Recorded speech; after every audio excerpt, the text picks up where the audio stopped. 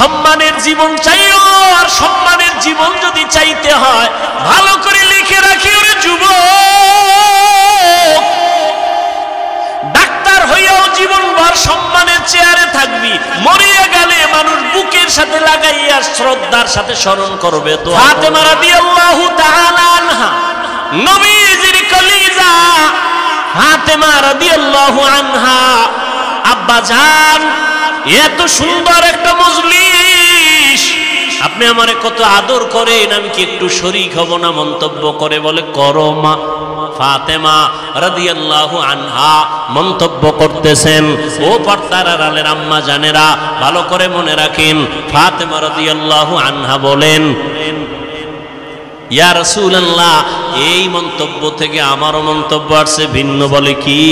বলে নারীদের জন্য লজ্জা, হায়া স্বর্ণের পেয়ালার মতো দামি চমৎকার, চেহারাটা হলো মধুর মতো মিষ্টি, বেগানার নজর থেকে বেঁচে থাকা চুলের মতো বড় কঠিন। বেগানার নজর থেকে চেহারাটাকে হেফাজতে রাখা সহজ না কঠিন? বড় কঠিন। একটা মানুষের চেহারাই হলো মূল আকর্ষণ, আর এইটারে যদি খোলা রাখে কি আর আকর্ষণ থাকে? আর আকর্ষণ থাকে না। এই জন্য বিবাহের পাত্রী দেখতে গেলে চেহারা দেখে না, এটা আকর্ষণ। আল্লাহ কুদরতি ভাবে এটা। ইয়া রাসূলুল্লাহ, মানুষের ভেতর একটা দিল আছে, দিল আছে না নাই? দিলটা হলো স্বর্ণের পেয়ালার মতো সুন্দর, আর এই কলবের ভিতরে ঈমানের নূর হলো মধুর মতো মিষ্টি, আর ঈমান অনুযায়ী আমল করা হলো চুলের মতো চিকন কঠিন। মন্তব্যটা কেমন হইল? কথা কয় না। এবার আবু বকর মন্তব্য করছে, ওমর কি বাদ যাবে? কথা কয় না। ওমরে ফারুক বলেন, ইয়া রাসূলুল্লাহ, আমিও কি করবনি মন্তব্য করেন? ওমর বলেন, রাষ্ট্র ক্ষমতাটা স্বর্ণের পেয়ালার মতো চমকদার, অনেক সুন্দর, এবং মানুষের হুকুম দিয়া পরিচালনা করাটা এটা মধুর মতো মিষ্টি, কিন্তু ইনসাফ ঠিক রাখা চুলের মতো কঠিন। উসমান মন্তব্য করেন, ইয়া রাসূলুল্লাহ, আমার কাছে মনে হয় এই স্বর্ণের পেয়ালার মতো চমকদার হলো আল্লাহর দেওয়া ইলম। আল্লাহর দেওয়া ইলম, কোরআন হাদিসের ইলমে ওহী, আর এই ইলমটা অর্জন করা মধুর মতো মিষ্টি। মধুর মতো মিষ্টি, মধুর সাথে তুলনা দিলেন, আর ইলম অনুযায়ী আমল করা চুলের মতো বড় কঠিন। বাকি রইল কে? আলী। আলী করবে না? ইয়া রাসূলুল্লাহ, আমাকে সুযোগ দিবেন নি? করেন। হযরত আলী বলেন, ইয়া রাসূলুল্লাহ, এটা দেখা আমার মনে মন্তব্য আসলো, আমার ঘরে আপনারা মেহমান, আপনি মেহমান, আবু বকর মেহমান, ওমর মেহমান, মেহমান ঘরে আসাটা স্বর্ণের পেয়ালার মতো দামি চমকদার, আর মেহমানদারি করাইতে পারাটা মধুর মতো মজা, কিন্তু মেহমানের মনটা খুশি করা চুলের মতো কঠিন। সেই ওমর ঈদের দিন, রোজার ঈদের দিন দরজা আটকায় কাঁদতেছে। সাহাবী আবু হুরায়রা রাদিয়াল্লাহু তাআলা আনহু বলেন, ভাই ওমর কাঁদেন কেন? জাহান্নামের ভয়। আরে 10 জন সাহাবা জান্নাতের সুসংবাদ পেয়েছেন, এর ভেতরে আপনি দ্বিতীয়, আপনি কাঁদেন কেন? আপনি তো জান্নাতের সুসংবাদ প্রাপ্তদের অন্তর্ভুক্ত। খলিফাতুল মুসলিমিন ওমর কয়, আবু হুরায়রা, যে আল্লাহ দয়া করে জান্নাতের সার্টিফিকেট দিয়েছেন, ভয় অন্তরে ভয়, কোন আমলের কারণে না জানি আল্লাহ বেজার হয়ে আবার সার্টিফিকেট ক্যান্সেল করে দিতে পারেন। পারেন না? পারেন না? এই ভয়টা যদি ওমরের অন্তরে থাকে, আপনার আমার অন্তরে কিভাবে থাকা উচিত? দেখছেন, ওমর খেলাফতের দায়িত্বে আছে, পুরা অর্ধজাহানের খলিফা ওমর। রাতের বেলা ঘুমায় না, এলাকায় ঘুরে ঘুরে খবর নেয় কার কি হালাত। এক ঘরের সিফায় গিয়ে দেয় ভিতরে বাতি জ্বলে, পাশে গোপনত্ব বজায় রেখা শুনতেছে। মা তার কন্যাকে বলে, কালকে বাজারে যাবি দুধ বিক্রি করতে, পানি বেশি দিস, দুধের মধ্যে কি পানি দিয়ে নিবি। মেয়ে কয়, মেয়ে আম্মা জান খবরদার, ওমর যদি এটা শুনে তো কল্লা ফালায় দিবে। এইবার মা কয়, ওমর কি দেখবেনি? ওমর কই, ওমর কই? মেয়ে কি কয় জানেননি? আম্মা জান যদিও ওমর দেখবেন না, তবে ওমরের আল্লাহ দেখবেন। হর কে দারদ খৌফে হক দর দিল মাদাগম, জান্নাতুল মাওয়া দেহাদ উরা মাকাম। এরে নবীর আশিক ও পর্দার আম্মা জান, ও যুবক, আমি তোমাদের পা হাত রেখে বলি, বয়ান করে আমি তোমাদের আমার মতো হুজুর বানাবার জন্য আসি নাই। আমি একবারও বলি না তোমরা আমার মতো হুজুর হও, দাড়ি রেখে পাগড়ি লাগাও, একবারও বলি না, বলবো না। বরং আমি তোমাদের আশ্বস্ত করি, সাহস দেই, স্কুলে পড়ো, কলেজে পড়ো, চাকরি করো, করো, ওই রাস্তায় থাকো। তুমি একজন ডাক্তার হও, আমার দেশের গৌরব। তুমি একজন ইঞ্জিনিয়ার হও, আমার মুসলমান ও দেশের গৌরব। তুমি একজন ভালো দার্শনিক হও, আমার দেশের গৌরব। মুসলমানের একটা গৌরব, মুসলমানের ডাক্তার, মুসলমান ইঞ্জিনিয়ার, মুসলমান একজন দার্শনিক। তবে তোমার কাছে আমার দাবি, সম্মানের জীবন চাইও, ওই সম্মান চাইও না যে মেয়াদ শেষে আবার জেলখানায় ঢুকায় দিবে। এমন সম্মানের জীবন চাইও, আল্লাহকে রাজি কইরা চলবা। কোন দল ক্ষমতায় আসবে আর যাবে টেনশন লাগবে না, তোমার সম্মানের চেয়ার থাকবে আজীবন।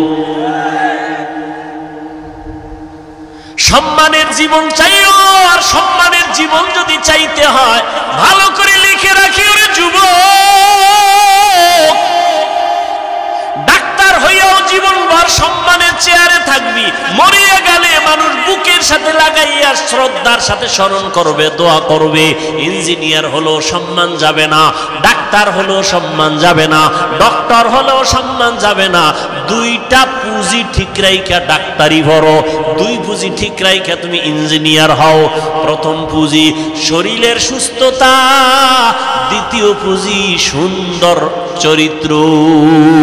এই দুইটা নাই, তোর সম্মান নেই। চরিত্র ভালো কিন্তু অসুস্থ, চাকরি কোনোদিন হবে, টিকবে? সুস্থ তুমি সবল, ডাক্তার বলে কোন রোগ নাই, চরিত্র খারাপ, টিকবে চাকরি? এই দুই জিনিস লাগবে। আর এই দুই জিনিস ধ্বংস করে একমাত্র মোবাইল। মোবাইলে তোমার অসুস্থ বানাইছে, খবর নাই। ওই যে একটু আগে বলছিলাম, কথা বলার মেয়াদ আল্লাহ দিয়েছেন। মোবাইলে যদি অজস্র কথা বলিয়া মেয়াদ শেষ হওয়ার আগে অনবরত কথা বলিয়া কথার বাজেট শেষ করো, মরার আগে বোবা হইয়া বিছানায় কান্না করবি, জবানে কথা নাই, কারণ বাজেট শেষ। এজন্য গুইনে গুইনে কথা কইস। আজকে গিয়া বলবি, এই ভালোবাসার পাত্রী, আজকে থেকে কথা গুইনে গুইনে কইতে হইব, নাহলে তুমিও বোবা আমিও বোবা।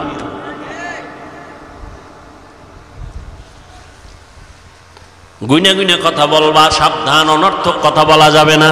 আর যদি বৈধতার লাইনে কথা বলতা, আল্লাহ পাক হয়তো বাজেট বাড়াইতেও পারেন। যদি মায়ের সাথে কথা বলতা, মা একটু কথা বল, শোনার টাইম নাই, আমার টাইম হয়ে গেছে মিস কলে, এখন আর তোমার সাথে কথা বলার টাইম নেই। অথচ মায়ের সাথে কথা বলবা, আল্লাহ খুশি হবেন। বাবার সাথে কথা বলবা, আল্লাহ খুশি হবেন। শিক্ষকের সাথে ভালো আচরণ করবা, আল্লাহ খুশি হবেন। আলেমদের সাথে কথা বলবা, আল্লাহ খুশি হবেন। জিকির করবা, আল্লাহ খুশি হবেন। দরুদ শরীফ পড়বা, আল্লাহ খুশি হবেন, নবী খুশি হবেন। বাজেট কম থাকলে পারে আমার আল্লাহ তার কুদরতি ক্ষমতায় বাড়ায় দিবেন। আল্লাহ পারেননি? কাদেরে কুদরত দারি বরকামাল আনতা রব্বি আনতা হাসবি যুল জালাল। তাহলে সম্মানের ডাক্তার হতে চাও তো যুবকরা ইনশাআল্লাহ? কি ভাই, আমার কথা কি অযৌক্তিক? সম্মানের ডাক্তার হও, সম্মানের ইঞ্জিনিয়ার হও, জীবনটা মইরা গেলেও যেন সম্মানের সাথে নাম লেখা থাকে। কেউ যেন ভিডাইয়া তোমার মূর্তিটারে মাটির সাথে মিলাইয়া না দেয়, কেউ প্রস্রাব করে না। কথা বুঝো? সেই সম্মানের জিন্দিগি চাইলে কয় পুঁজি লাগবে? গেছে গেছে কয় পুঁজি? এটি আমি যুবকেরে কইতেছি, যুবকরা ওদিকে মোবাইলের ধান্দায় ভরে রয়েছে। কয় পুঁজি? এক নম্বরে কি? সুস্থতা। এই মোবাইলে কি বানাইছে? তোমার বিশ্বাস হয় না আমি হুজুর কই দেখে না? আচ্ছা আজকে একটু গুগলে ঢুকো, তোমার এই টাচ মোবাইলে শরীরের কি ক্ষতি করে গুগলে লেখা সার্চ দাও, সব পেয়ে যাও। এই টাচ মোবাইলে চোখের পাওয়ার থাকে না, কানের পাওয়ার থাকে না, হার্ট দুর্বল হয়, মাথা ব্যথা বেড়ে যায়। বাড়ে নাই মাথা ব্যথা? তো ব্যথা বাড়ে নাই, বুকে ব্যথা বাড়ে নাই, এবার মরণটা বাকি। তো অসুস্থ হয়ে গেছে, কানের পার্স নষ্ট। আম্মাজান কয় খানা খাবি না, গোসল কইরা লাইছে আগেই। কানের পার্স নষ্ট হয়ে গেছে, হাসিস না। কথাগুলো যে কতটা কলিজার থেকে বলতেছি, কিভাবে বললে তুমি মানবা, এটা যদি বুঝতে পারতাম যে পাও ধরলে মানবা, একটা লাভ দিয়ে আইসা পাও জড়ায় ধরতাম। এক হুজুর এলাকায় আসছে, সবাই দোয়ার জন্য যায়, সালাম দেয়, হুজুর দোয়া চাই। এক হিন্দু ছেলে আইছে দোয়ার জন্য, হুজুরে হিন্দু ছেলের হাত ধরছে, ধৈরেই সালাম দিছে, হুজুর দোয়া চাই। সালাম টালাম দেয় নাই, দোয়া চাই। কয় আমি হিন্দু। হুজুরে হাত আর ছাড়ে না, চেহারার দিয়ে তাকায় রয়েছে এক ধ্যানে। কিছুক্ষণ পর হুজুরের চোখ বেয়ে পানি পড়ে। যুবক কয় কি বেয়াদবি করলাম, আর আদব তো বুঝি না, বিধর্মী। হুজুর বেয়াদবি হয়ে গেছে? কয় না, কোনো বেয়াদবি হয় না। তো কাঁদেন কেন? কয় কুদরত দেখে কাঁদি। কি কুদরত? কয় এত সুন্দর চেহারা আল্লাহ কিভাবে জাহান্নামে জ্বালাবেন। যুবকের কলিজার মধ্যে হেদায়েতের নূর ঢুকে গেছে। যুবক যাও, বাড়ি চলে গেছে। হুজুর কি কইল কি কইল কি কইল, এটা পুরা শরীর গরম হয়ে গেছে। ভাবতে ভাবতে একা একা কয় জাহান্নাম তো বহু পর, কিয়ামতের বিচার টিচারের পর। আরে মরার সময় যে আমার ধর্মে আগুন লাগাই দিবে মুখে, এইটাই তো বড় জাহান্নাম। না, এই আগুনে জ্বলবো না। ঠিকই হুজুরে বলছে, একদম। হুজুরের পা জড়ায় কাঁদে আর হুজুর এখন তওবা পড়ান, কালেমা পড়ান, আর জাহান্নামের আগুনে জ্বলতে চাই না। মান ইয়াহদিল্লাহু ফাহুয়াল মুহতাদ ওয়া মান ইউদ্লিল ফালান তাজিদ লাহু ওয়ালিয়াম মুরশিদা। এরে নবীর আশিক, সুস্থতার জন্য এই মোবাইল থেকে দূরে থাকো। আমিও যে মোবাইল চালাই আলহামদুলিল্লাহ, গুনাহ থেকে বেঁচে থাকার চেষ্টা করি আলহামদুলিল্লাহ, তারপরও কিন্তু বেশিক্ষণ তাকায় থাকলে মাথা ঘুরে। চোখের পাওয়ার অনেকটাই কমে গেছে। কিতাব দেখি মোবাইলে, এখন দেখতে দেখতে গোলাটে হয়ে যায়, লেখা দেখি না, ধুলা ধোয়া। তাহলে তোমার অবস্থা কেমন? আর বাচ্চাদের কাছে এই যে বড় বড় মোবাইল দিয়া বাচ্চারে দেখ, কার্টুন দেখ, এই দেখ, সেই দেখ। অনেক বাচ্চা পর্যন্ত বোবা হয়ে গেছে, কথাই বলতে পারে না। বহু ইতিহাস আমাদের হাতে জমা।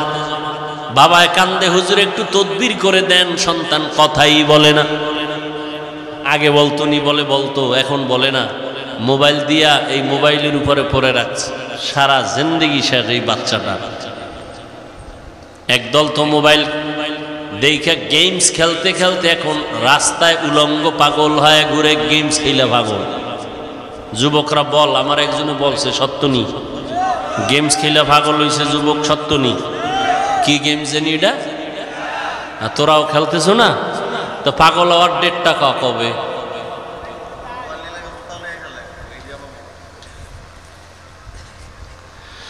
হেসে হেসে উড়াইয়া দিতেছ রে যুবক। অথচ অথচ তোমার মা বাবা রক্ত পানি করিয়া তোমাকে বড় বানাইছেন, লেখাপড়া শিখাইছেন, তুমি চাকরি করবা, সম্মানের সাথে থাকবা, মা বাবারে শান্তিতে বসবাস করাইবা, খানা দিবা। অথচ লেখাপড়া করছো, চাকরি নাই, চরিত্র ভালো না, কেউ তোমার দোয়াও করে না, বরদোয়া করে। এখনো সময় আছে, তওবা করে নাও, চরিত্রটারে ঠিক রাখিও। মোবাইলের কারণে তোমার চরিত্রের কোনো গ্যারান্টি নাই, সব ধ্বংস হয়ে যাইতেছে। ও আল্লাহর বান্দারা, আল্লাহ বলেন আমাকে ভয় কর, জবানটারে কন্ট্রোল করো, জবানটারে হেফাজত করো, আল্লাহর ভয় অন্তরে জমা করে নাও। যত বয়ান করি কোনোদিন এই বয়ানে লাভ হবে না যদি আল্লাহর আযাবের ভয় অন্তরে না থাকে। ওমরে ফারুকের অন্তরে ভয় থাকার কারণে কাঁদতেছেন, ঈদের দিন জাহান্নামের ভয়। একমাত্র আল্লাহর আযাবের ভয় অন্তরে থাকার কারণে তার বয়ান বেশি লাগে না। আর আবু জাহিল্লার অন্তরে আল্লাহর ভয় নাই। নবীজি 13টা বছর বয়ান করিয়াও কালেমাওয়ালা বানাতে পারেন নাই। ও যুবক, ও পর্দার আড়ালের আম্মা জান, আপনাদের এত মর্যাদা। আমার নবী যুবকের দ্বারা শক্তিশালী হওয়ার ঘোষণা দিয়েছেন। হযরত আলী তার হাতে আসছেন কালেমাওয়ালা। নবী কলিজার কন্যাটারে আলীর কাছে দিয়া আলীরে জামাতা বানায় দিলেন, আর কলিজা দিয়া নবী দোয়া করলেন, আনা দারুল হিকমাহ ওয়া আলিউল বাবুহা, আমি মুহাম্মদ হলাম ইলম ও হিকমতের ঘর, আর এই ইলমের ঘরের দরওয়াজা আমার আলী। ওই আলীর ঘরে আছে ফাতেমা রাদিয়াল্লাহু আনহা। আলী রাদিয়াল্লাহু আনহুর জন্য এত দোয়া করলেন। আল্লাহ আলীকে এত জ্ঞান দান করেছেন, যেই জ্ঞানের সামনে ওমরও বলে, আলীর জ্ঞান যদি আজকে আমার কাছে না থাকতো আমি ওমর ধ্বংসের পথে চলে যাইতাম। লাউলা আলিয়ুল লাহালাকা ওমর। ওই আলী বলেন, আমি একদিন কোথাও থেকে গিয়া মসজিদে নববীর মধ্যে ঢুকলাম, দেখি রহমতের নবী বসে আছেন, সাহাবায়ে কেরাম বসে আছেন। আম্মা জানেরা একটু ভালো করে খেয়াল করে শুনেন, যুবকেরাও শুনো রে বাবা, বৃদ্ধ বাবাজিরাও শুনেন। হযরত আলী বলেন, আমি মসজিদে নববীতে ঢুকলাম, রহমতের নবী বসে আছেন, অন্যান্য সাহাবায়ে কেরামরাও বসে আছেন। একটা প্রশ্ন চলতেছে, জবাব চাইতেছে নবী, কেউ জবাব দেয় না। প্রশ্নটা হলো, এই দুনিয়াতে নারীদের জন্য শ্রেষ্ঠ সম্পদের নাম কি? নারীদের জন্য শ্রেষ্ঠ সম্পদ কি? কেউ জবাব দেয় না। হযরত আলী বলেন, আমি ঢুকলাম, বসে থাকলাম, কিছুক্ষণ পর দেখলাম কেউ জবাব দেয় না। আমার অন্তরে একটু দাগ আসলো, হঠাৎ করে একটা জবাব আসলো এভাবে যে, নবীর কলিজা ফাতেমা, আমি ফাতেমার কাছে জিজ্ঞাসা করলে মনে হয় জবাবটা পাইতে পারি। বলবো প্রশ্ন কি গেছে? প্রশ্ন কি? নারীদের জন্য শ্রেষ্ঠ সম্পদ কি? হযরত আলী বলে, আমার ফাতেমা হয়তো জবাব দিতে পারবে। আমি দৌড়ায় যাই, নবীর কলিজা ফাতেমার থেকে জবাব নিব। হযরত আলী বের হয়ে গেলেন, দৌড়াইয়া ঘরের কিনারায় গিয়া দরজায় ধাক্কা দেয় না। ও নবীর আশিক, নবী ধরে ধরে সুন্নাত শিখায় গেছেন, ঘরে যদি ঢুকতে চাও নিয়ম কি? হযরত আলী ঘরের মধ্যে ধাক্কা না দিয়া ঘরে ঢুকার নিয়ম হলো আগে সালাম দাও। হযরত আলী দরজার সামনে গিয়া, আসসালামু আলাইকুম ইয়া আহলাল বাইত, ও ঘরওয়ালারা তোমাদের উপরে শান্তি। হযরত ফাতেমা ভেতরে কাজে ব্যস্ত ছিলেন, সংসারের কাজে, কাজ বন্ধ, স্বামী আসছে, ওয়া আলাইকুমুস সালাম বলে দরজা খুলে দিছেন। আলী ভেতরে ঢুকলেন, ঘামটা মুছায় দিলেন, ফাতেমা খেদমতের জন্য দাঁড়ায় গেলেন। সব কাজ বন্ধ, এখন স্বামীর কাজ, এটা বড় খেদমত। আমগো আম্মা জানেরা কি করে, এতক্ষণ আম্মা জান শুয়ে শুয়ে টেলিভিশন দেখছিল, স্বামী এসে টের ভাইয়া হুদাও একটা কাজে গেছে গিয়া, স্বামীর কোনো খেদমতের চিন্তাই নাই। স্বামী যদি বলে একটু পানি কি দেওয়া যাবে, নিয়ে খাও, ঠিক নি? হ্যাঁ, তো জোরে বলবেন।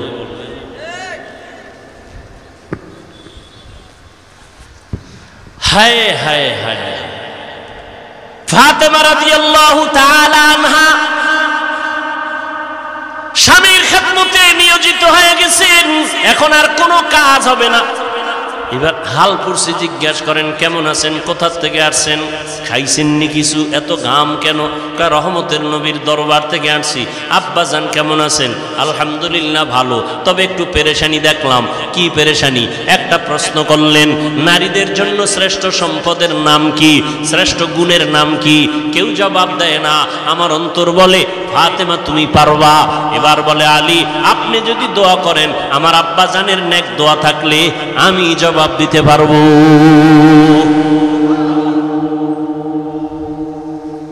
আম্মাজান এমন দোয়া পাইছেন মা ফাতেমা রাদিয়াল্লাহু আনহার।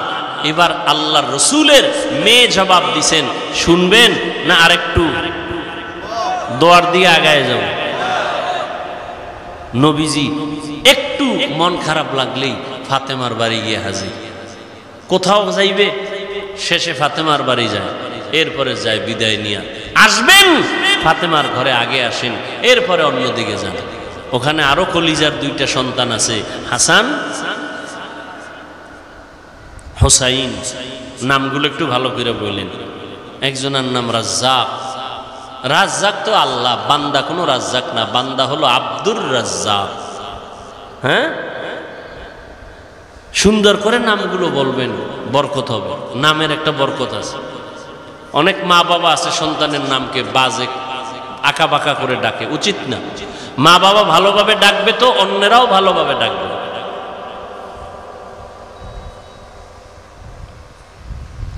নামই তো নাই ভালো, ভালো নামই তো নাই, তো আর ভালো করে ডাকবে কি? নাম হলো হৃদয়, সাগর, নদী, পাহাড়, তুফান। সন্তানের নাম তুফান। হ্যাঁ, বৃষ্টি। হ্যাঁ,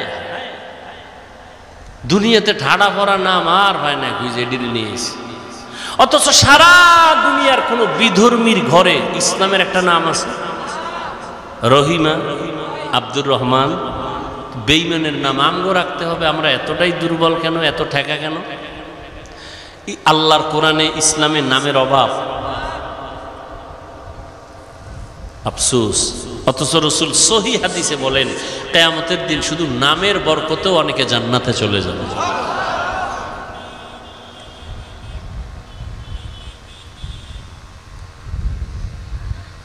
ফাতেমা রাদিয়াল্লাহু আনহার ঘরে যাইতেন নবী। আজকে আবু বকরকে ডাকেন। নবী সফর সঙ্গী খুব কাছে থাকতেন দুইজন, আবু বকর, ওমর, এরপরে লাগলে ওসমান, এরপরে আলী। বলবো? নবী এবার বলে চলো আমরা একটু আমার ফাতেমার ঘরে যাই। আবু বকর সাথে, ওমর সাথে, ওসমান রাদিয়াল্লাহু আনহুম ঘরে গেছেন। ফাতেমা রাদিয়াল্লাহু আনহা নবীকে নাস্তা দিছেন। মেহমান, আমার বাবা দু জাহানের সরদার, এক সুন্দর স্বর্ণের পেয়ালায় মধু কি দিছেন? মধু দিছেন, মধু নবীর সামনে রাখলেন। নবী নজর দিয়ে তাকায় দেখে সুন্দর পেয়ালায় সুন্দর মধুর মাঝে একটা চিকন কালো এভাবে পড়ে আছে। কি বলে না কেন? চুল। নবী দীর্ঘ টাইম তাকায় রইলেন। এবার নবী খোলাফায়ে রাশিদিনকে বলেন, আপনারা কিছু টের পাইছেন নি? আবু বকর বলেন, ইয়া রাসূলুল্লাহ, হ্যাঁ টের পাইছি। কি পাইছেন? সুন্দর পেয়ালায় সুন্দর মধুর মাঝে কি? কথা কয় না, কালো চুল পাইছি। এই মা বোনেরা ভালো করে শুনেন, কালো চুল পেয়েছ। ওমর দেখছেন নি? কয় দেখলাম। ওসমান দেখছেন নি? কয় দেখলাম। একটা মন্তব্য করেন তো এর উপরে? আবু বকর কয় আমি করি। রসুল বলেন করেন। ইয়া রাসূলুল্লাহ, মানুষের ভেতর একটা দিল আছে, দিল আছে না নাই? দিলটা হলো স্বর্ণের পেয়ালার মতো সুন্দর, আর এই কলবের ভিতরে ঈমানের নূর হলো মধুর মতো মিষ্টি, আর ঈমান অনুযায়ী আমল করা হলো চুলের মতো চিকন কঠিন। মন্তব্যটা কেমন হইল? কথা কয় না। এবার আবু বকর মন্তব্য করছে, ওমর কি বাদ যাবে? কথা কয় না। ওমরে ফারুক বলেন, ইয়া রাসূলুল্লাহ, আমিও কি করব নি মন্তব্য? করেন। ওমর বলেন, রাষ্ট্র ক্ষমতাটা স্বর্ণের পেয়ালার মতো চমকদার, অনেক সুন্দর, এবং মানুষের হুকুম দিয়া পরিচালনা করাটা এটা মধুর মতো মিষ্টি, কিন্তু ইনসাফ ঠিক রাখা চুলের মতো কঠিন। কি রাষ্ট্র চালানো খুব মজা না?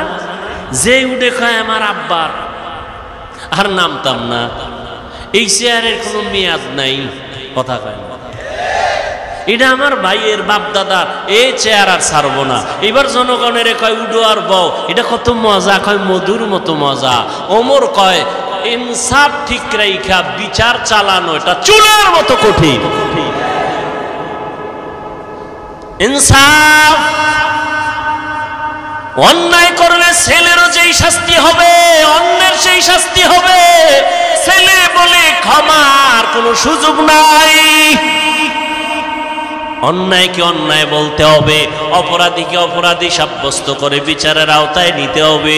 এখানে ছাড় দেওয়ার কোনো সুযোগ হবে না। ওমর যখন মন্তব্য করলেন, কেমন হইল? কথা কয় না। পাশে বাকি আছে কে? উসমান রাদিয়াল্লাহু আনহু। কে সে ওসমান? কে সে ওসমান? নবী বলেন, লিকুল্লি শাইইন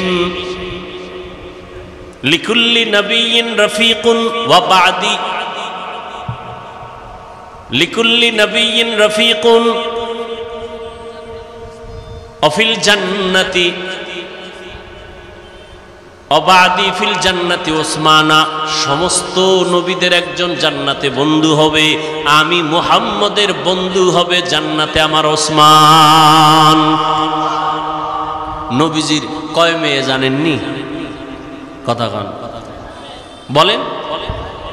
কয় ছেলে? ছেলে নাই। আপনারা মেয়ে হইলে বেজার, ছেলে হইলে খুশি। বিষয় কি? একটা বাবাও কি ছেলে দিয়া আরামে আছে? রাত পোহাইলে ঘুম নষ্ট, রাতে ঘুম নাই, ছেলের যন্ত্রণা, এই সমস্যা ওই সমস্যা। অথচ ছেলে হইলে বাবা খুশি, মেয়ে হলে বেজার। আমার নবী বলেন, আমি 4 কন্যার বাবা, আমার একটা ছেলেও নাই। যে একটা কন্যা পাইছো, একটা জান্নাতের মালিক। ওসমান হলেন নবীর আরো আদরের। 2 জন মেয়েকে বিবাহ দিছেন নবীজি ওসমানের হাতে। ওসমান মন্তব্য করেন, ইয়া রাসূলুল্লাহ, আমার কাছে মনে হয় এই স্বর্ণের পেয়ালার মতো চমকদার হলো আল্লাহর দেওয়া ইলম। আল্লাহর দেওয়া ইলম, কোরআন হাদিসের ইলমে ওহী।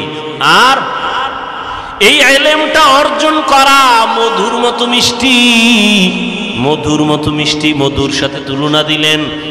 আর ইলম অনুযায়ী আমল করা চুলের মতো বড় কঠিন। বাকি রইল কে? আলী। আলী করবে না? ইয়া রাসূলুল্লাহ, আমাকে সুযোগ দিবেননি? করেন। হযরত আলী বলেন, ইয়া রাসূলুল্লাহ, এটা দেখা আমার মনে মন্তব্য আসলো, আমার ঘরে আপনারা মেহমান, আপনি মেহমান, আবু বকর মেহমান, ওমর মেহমান। মেহমান ঘরে আসাটা স্বর্ণের পেয়ালার মতো দামি, চমকদার। আর মেহমানদারি করাইতে পারাটা মধুর মতো মজা, কিন্তু মেহমানের মনটা খুশি করা চুলের মতো কঠিন। জনগণ মতো খাওয়াইছে, এরপরও কয় নুন বেশি হয়েছে।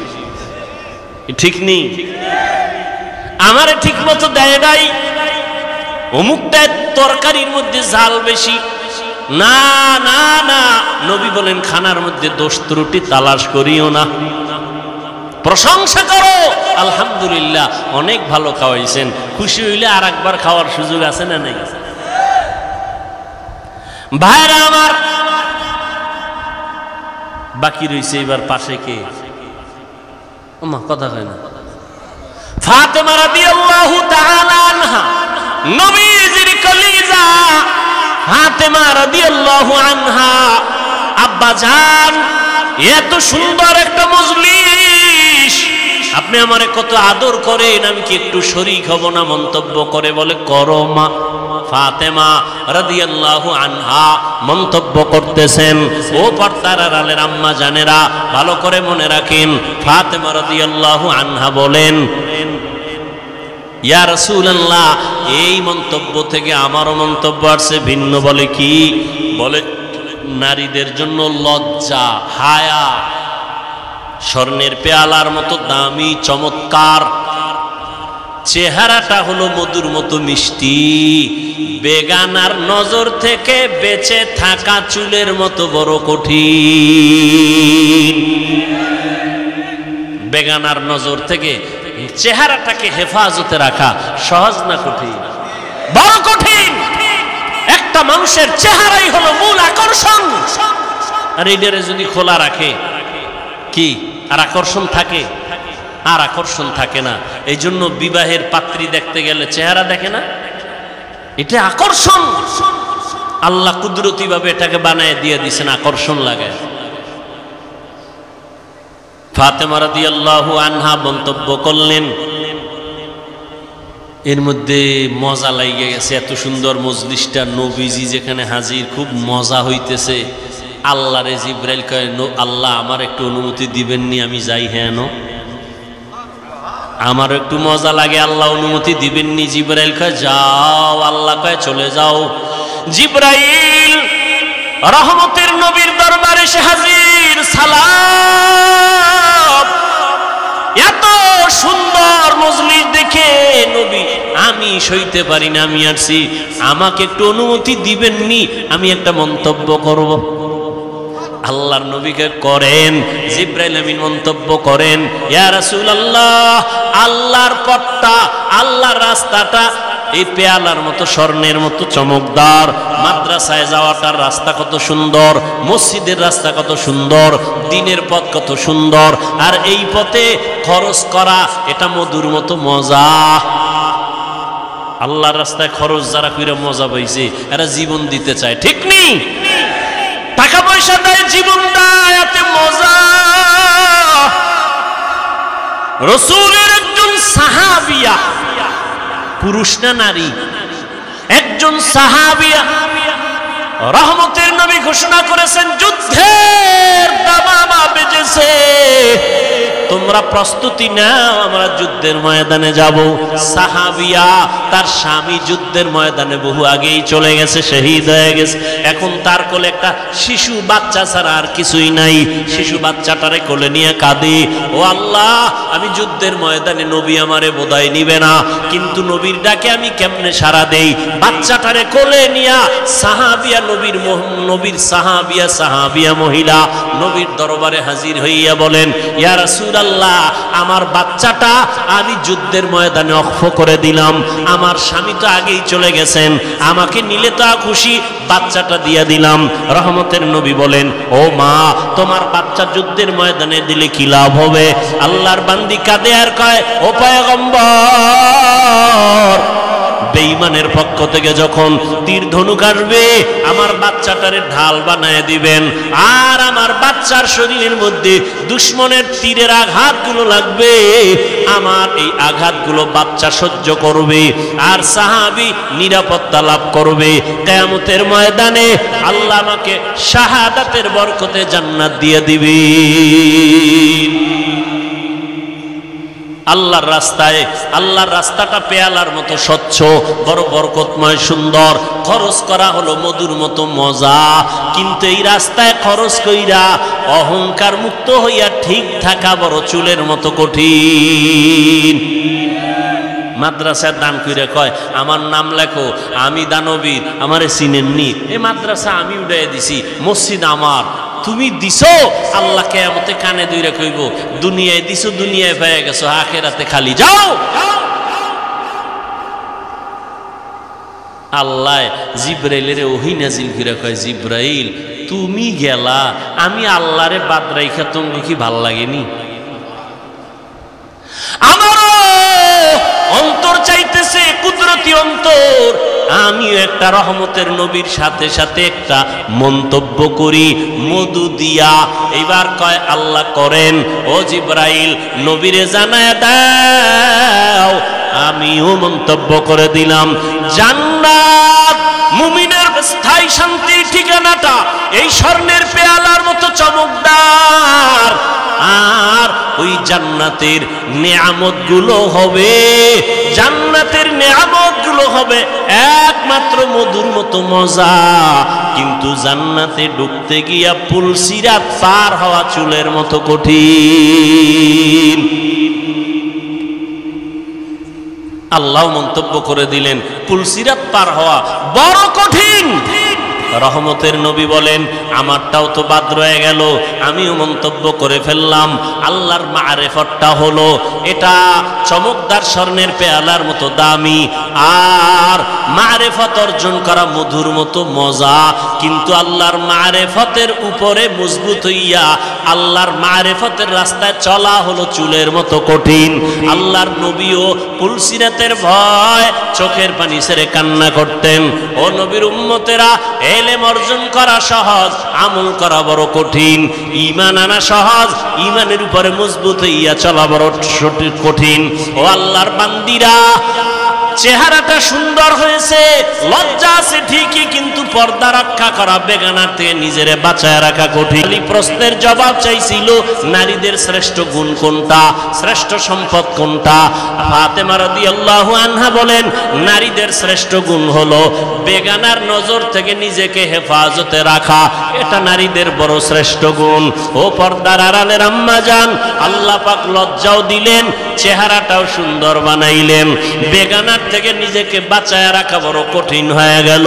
এখনো যদি চেষ্টা করেন চেহারাটাকে হেফাজতে রাখতে পারেন, পর্দা রক্ষা করেন, আপনার গর্ভ থেকে আল্লাহ আব্দুল কাদের জিলানীর মতো সন্তান দান করবেন, কাসেম নানতবীর মতো, আনোয়ার শাহ কাশ্মীরির মতো আল্লাহ সন্তান দান করবেন। আপনার সন্তানটা ডাক্তার হবে, ইঞ্জিনিয়ার হবে, একজন বড় কলামিস্ট হবে, একজন বড় দার্শনিক হবে, একজন কোরআনে হাফেজ হবে, একজন বড় আলেম হবে। কিয়ামতের ময়দানে নাজাতের দরজা খুলে যাবে।